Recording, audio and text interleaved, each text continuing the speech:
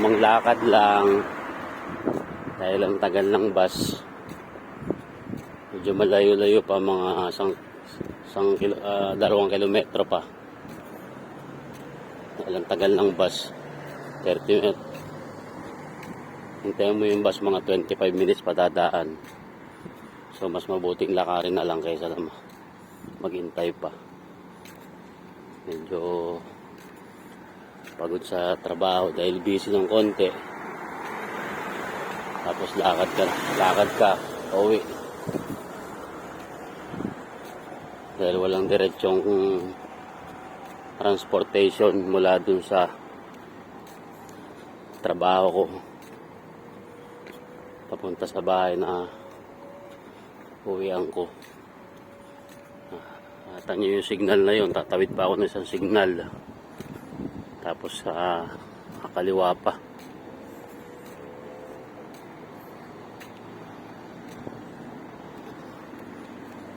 Yung oras na mga 1:05 na ng madaling araw dito sa Dubai. So mga kabayan, mga construction worker dito sa Dubai, mga karamihan dito mga Indian.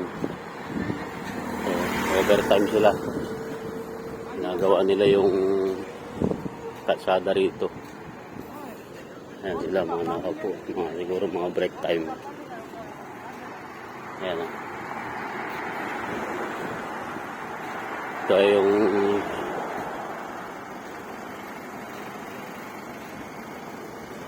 isang signal yan. Signal na yan, malaking signal.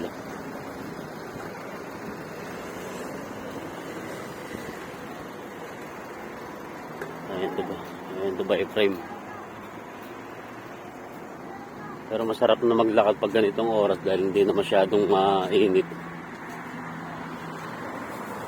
Hindi kagaya ng mga nakalipas na buwan, talagang kahit na ganitong oras mainit-init pa. Pero ngayon medyo okay na, sarap maglakad. Medyo malamig na dahil malapit na dito mag-winter. Tapos na ang summer.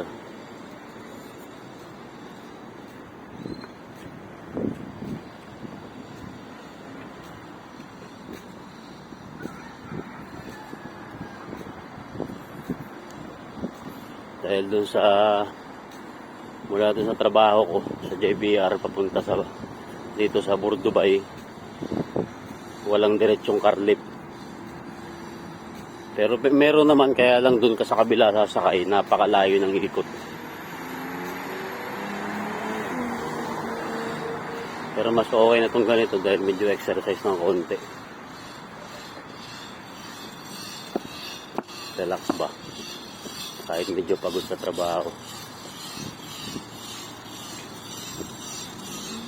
Dito sa Dubai, mostly karamihan ng mga nasa construction worker ay mga Indian nationalities. Bilib ako sa kanila, alam niyo ba kung bakit, mga kabayan? Dahil sila ay napakatitibay sa init.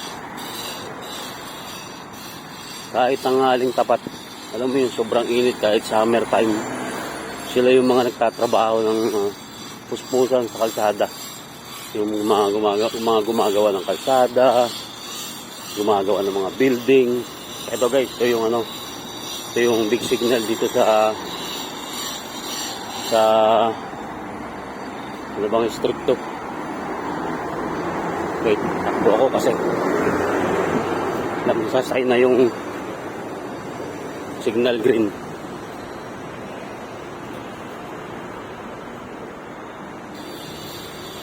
Ito dating nagagawa ng tulay na to. Itong over, parang flyover ba to dati?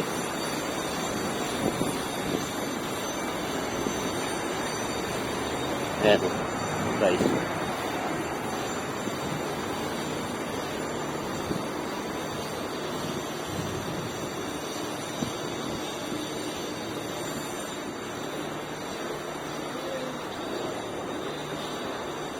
sarap maglakad kasi hindi na masyadong mainit. Medyo malamig na yung simoy ng hangin. Wait lang tayo kasi naka-stop.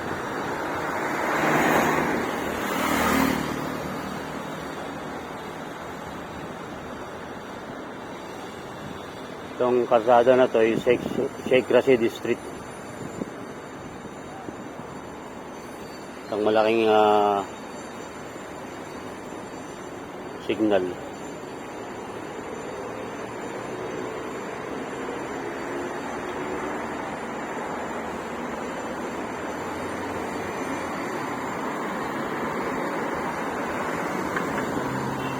So, ginagawa pa to pero malapit na matapos.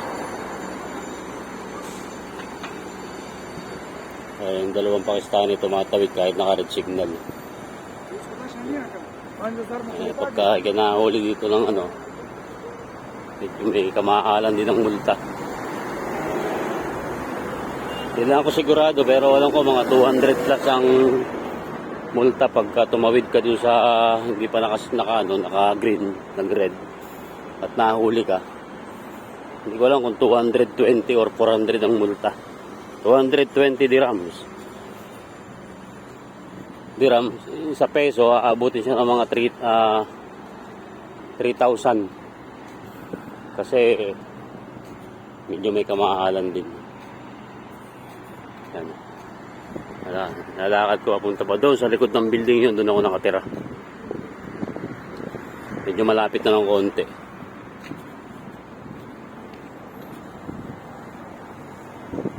Magandang umaga dyan sa Pilipinas.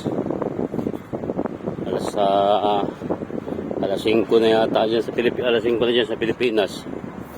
Dito ay alauna 1:15 ng madaling araw.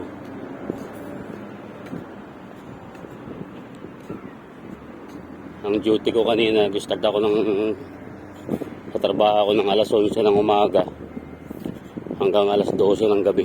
13 hours yung duty ko ngayon.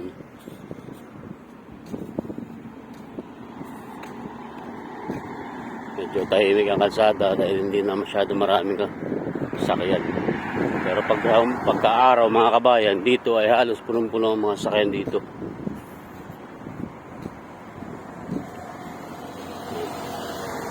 Itong lugar na to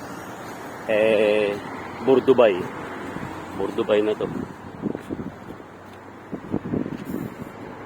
So guys,